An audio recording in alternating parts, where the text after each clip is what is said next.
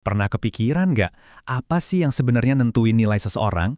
Bukan penampilannya, bukan juga hartanya, tapi pilihan-pilihan yang dia buat waktu nggak ada siapa-siapa yang lihat. Nah, itulah inti dari legenda Jawa klasik yang bakal kita bedah bareng hari ini. Ande-ande lumut. Ini bukan sekedar dongeng, tapi sebuah kisah tentang cinta, penyamaran, dan ujian karakter yang relevan banget sampai sekarang. Cinta yang diuji, kejujuran yang dipertaruhkan. Dengerin deh, ini bukan sekedar kata-kata puitis buat pemanis cerita ya. Ini tuh semacam kompas moral buat kita selama ngikutin alurnya. Dari sini aja kita udah dikasih petunjuk kalau yang akan kita saksikan ini bukan dongeng biasa, tapi sebuah pertarungan batin di mana tiap keputusan punya bobotnya sendiri. Oke, jadi ceritanya dimulai dari sebuah sayembara yang aneh banget. Ada seorang pria misterius, namanya Ande-ande Lumut. Penampilannya sederhana, jauh dari kata mewah. Tapi anehnya, sayembara yang dia adain untuk mencari istri ini justru bikin heboh dan menarik para wanita dari seluruh negeri. Aneh kan? Kenapa semua orang begitu tertarik?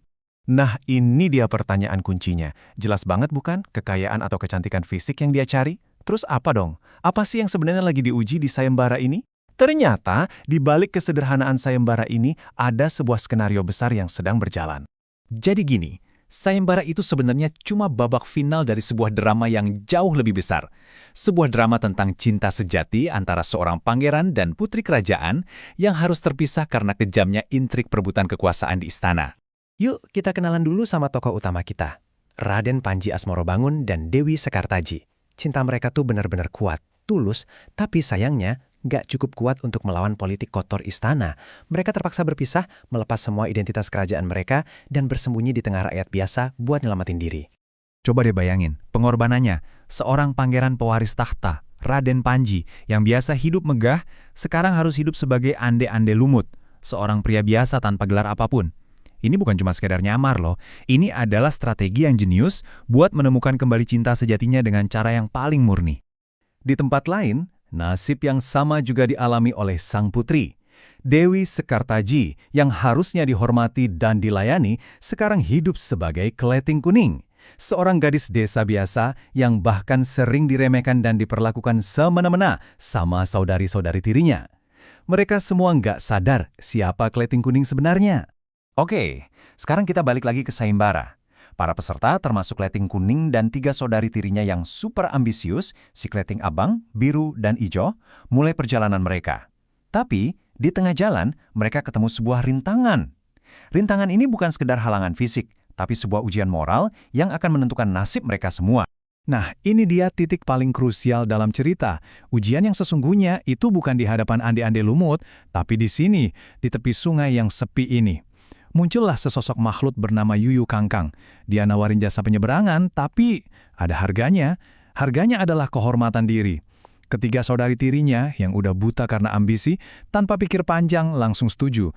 Mereka menukar integritas demi jalan pintas.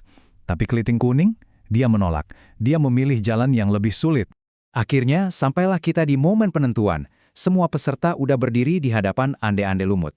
Ketiga Kleting tadi maju dengan super percaya diri, memamerkan kecantikan mereka, yakin banget bakal menang. Tapi mereka nggak sadar kalau mata ande-ande lumut bisa melihat jauh lebih dalam dari sekedar penampilan luar. Satu persatu, ande-ande lumut menatap mereka. Dia lihat Kleting Abang. Dan di balik senyum manisnya, dia bisa melihat ambisi buta yang rela mengorbankan apapun. Ditolak. Giliran Kleting Biru. Gaunnya indah, penampilannya sempurna. Tapi ande-ande lumut bisa melihat jejak kompromi yang dia buat di tepi sungai tadi. Ditolak. Dan terakhir, Kleting Ijo. Dia juga gagal menyembunyikan kerapuhan karakternya. Mereka semua ditolak. Kenapa? Karena ande-ande lumut gak sedang mencari kesempurnaan fisik. Dia mencari kemurnian hati. Dan akhirnya, pandangannya jatuh pada Kleting Kuning. Gadis yang datang paling akhir dengan pakaian paling sederhana tanpa perhiasan sama sekali. Tapi di mata ande-ande lumut, kejujuran dan keteguhan hati Kleting Kuning bersinar jauh lebih terang dari emas manapun. Pilihan telah dibuat. Di momen inilah, semua penyamaran berakhir. Ande-ande lumut membuka identitas aslinya sebagai Raden Panji. Ujiannya selesai.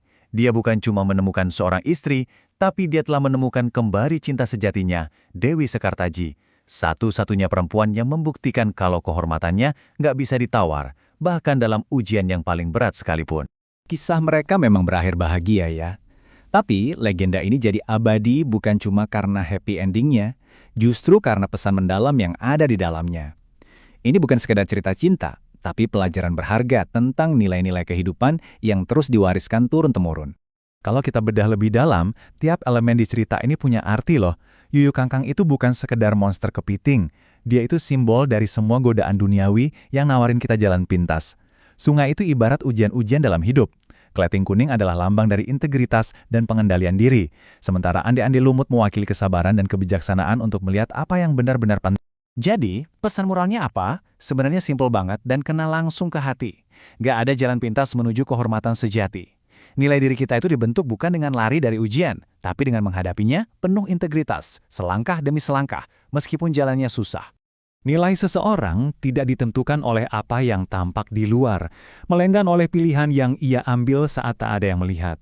Nah, ini dia intisari dari semuanya. Karakter sejati kita itu kelihatan bukan pas kita dipuji banyak orang, tapi justru dalam sunyi, saat kita harus membuat pilihan, persis seperti yang dilakukan Kleting Kuning di tepi sungai itu. Pada akhirnya, legenda ande-ande lumut ini bukan cuma cerita kuno, tapi seolah jadi cermin buat kita hari ini. Cerita ini menantang kita dengan satu pertanyaan abadi. Saat nggak ada yang lihat, saat kita dihadapkan sama jalan pintas yang menggoda, pilihan apa yang akan kita ambil? Karena pilihan itulah yang pada akhirnya mendefinisikan siapa diri kita sebenarnya.